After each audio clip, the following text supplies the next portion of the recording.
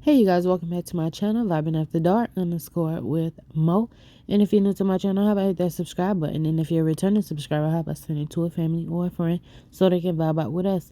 And please, please, please, please make sure y'all like this video. That helps out a lot, and thanks in advance. Okay, so as you can tell by the title and the thumbnail, we are going to be talking about Kodak Black. We're going to be talking about Amy Luciani, Cardi B, and Nicki Minaj. Okay, so let's get right into it. Our first topic, I want to get into Kodak Black. He recently had a video that surfaced not too long ago tonight, of him falling asleep while on live. Now, everybody was having a lot of concerns lately about his health because seemingly he's using drugs. And like I said, a lot of people was really concerned for him. He got a lot of fans and supporters that really love him. And every time he go live, it seemed like he seemed to be tweaking. So a lot of people, just like I said, wanting him to go get help. And he even spoke on it. So I got a few clips that I want to play for y'all. And then I'm going to play y'all his recent clip. Now, it might be a little disturbing for some of y'all, but it's out on the internet for y'all to see. So he posted it. So, I mean, I don't know. But here it goes. And this is the one from today.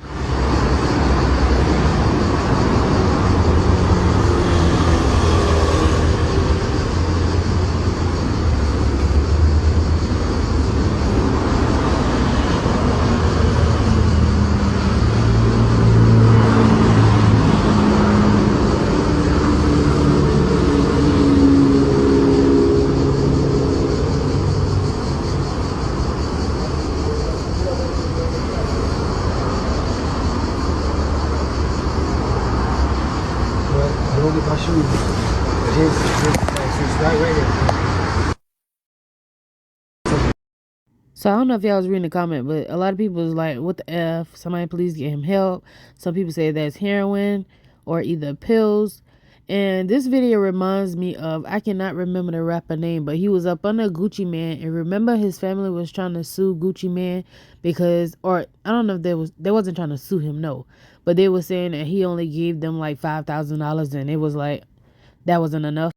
I'm not sure if y'all remember that, but that boy, he did the same thing. Like, he went live, seemed like the same way before he actually lost his life in OD. Not saying this is going to happen to Kodak, because I wish somebody would really get him help if it's, drugs involved.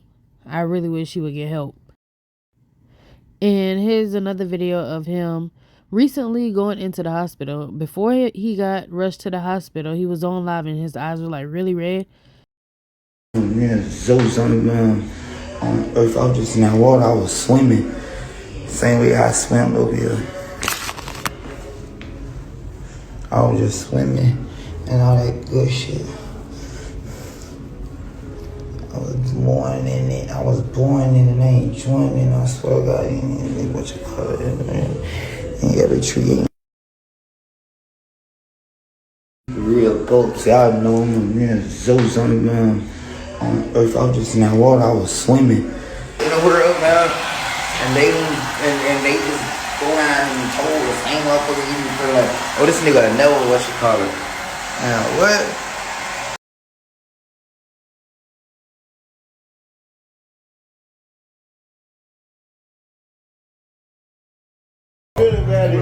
How you feel about it? Boy, I got y'all can run it with Come that. on, man. Come on, man. You heard me. Y'all can run it with that. Reynolds, I missed the drug test.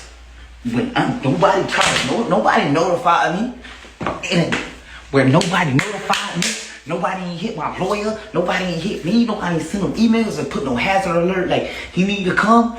Tell him come. And none of this shit. And I'm getting that. I know that's what y'all already waiting on. But y'all gonna have all this shit before I get to that. Trust. Yeah. Okay, so that video was longer than that, but I wasn't going to play the whole thing because it's really disturbing to watch if you like a fan of him or if you even know anybody that been dealing with drugs or whatever and how they act. It might be a trigger for you. But this is what some of the people in the comments had to say. I don't understand these rappers be blessed with a career making millions of dollars and they be on drugs and gang activity. Like, why mess up what God gave you by not living broke like my A? When the drugs have you embarrassing yourself like this, you need to take a break. A serious one. Another person said, he is not okay. Shaking my head. Ain't no way he got people who really genuinely love him around him. And this person said, hopefully he got security sitting around him in the car like that. That's pills or heroin. I have worked with addicts long enough to know. Another person said, remove the people around you because nobody's stopping him because he's the breadwinner. They're going to eat off of him until he's starved and then they going to be gone. And then I see some of the people in the comment section saying, like, he probably ain't got nobody to love him around him because they would get him help. But if y'all know addicts, even if it's not drug addicts, they could be people who like drinking a lot. These people is not going to like going to rehab and staying in rehab unless that's something they are ready to do. Like, I done seen so many times people try to get people help and they end up relapsing or not even going, or they'll get mad at the people that's trying to help him. So, I mean, he got to do it on his own time. And hopefully it's not too late. Okay, so moving on to the next topic.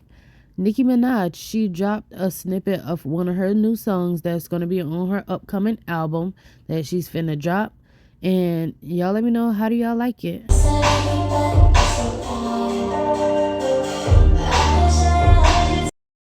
Okay, so I know it's not much to really listen to, but y'all know again how YouTube go, they will copyright. So I can only play a little snippet of her snippet, but you can hear the beat and how it goes. But a lot of people think she was being shady towards Cardi B because after she dropped that snippet, she went to Twitter and she posted this. One writer on the entire song. And so some of y'all might be like, what I gotta do with anything? Okay, so y'all know a few days ago, Cardi B and Amy Luciani was trending because they went back, they had a little back and forth. And it all started when Amy Luciani did an interview and she was being asked about who she wrote for in the past. And she said this. Show you some writing sessions I've been in. Okay. That's how you have to do that legally. I've been in some, yeah. I can tell you some, yeah. Just just a couple of writing sessions. I have been in writing sessions for Cardi B, and I'll leave it at that. That was my most biggest opportunity. Okay.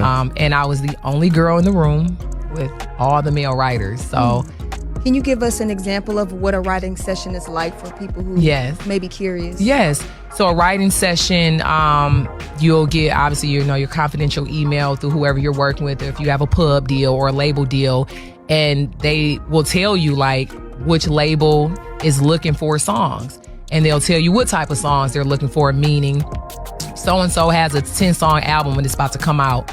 The last 2 records they want it to be maybe club boppy, fun, or a deep record. It's like. As soon as that interview got out to the public, Cardi B went straight to Amy Luciani DM and she said, when have you ever in your life written for me? So Amy was like, Cardi, no, please don't take it out of context. I said 3 years ago I was in a writing session with multiple songwriters and your name was one of the dope artists were in the lineup of upcoming albums. And Cardi B was like, how you jacking that you did a song for me and your verse didn't make it, but you getting credited on the album? Then Cardi goes to say, I'm sorry if I sound aggressive, but my album is my everything, my bread and butter, and I take a lot of pride, and so many people have discredited me for my work. And Amy said, you work your A off. No one can say you didn't, pretty. Cardi, I never said you had writers' camps. Can you please hear me out? I know these bees are effing widows. I'm not her. I said I was with the pub and get calls years ago to write. When I arrive, you never know who they're and who's looking for either hooks, verses, or cadence. And I was proud to be the one black girl there amongst all the men writers. You should take pride. Look at you, girl. You are effing self-made. We love you out here, girl. The F, no one can discredit you.